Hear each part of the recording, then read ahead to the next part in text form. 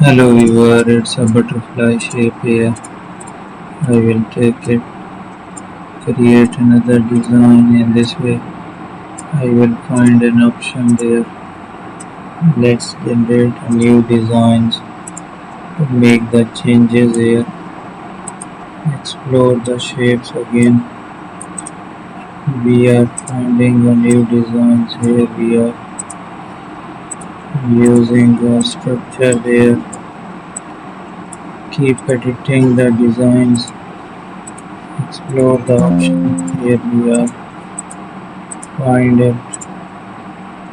Make some designs to add it. So we will take the designs.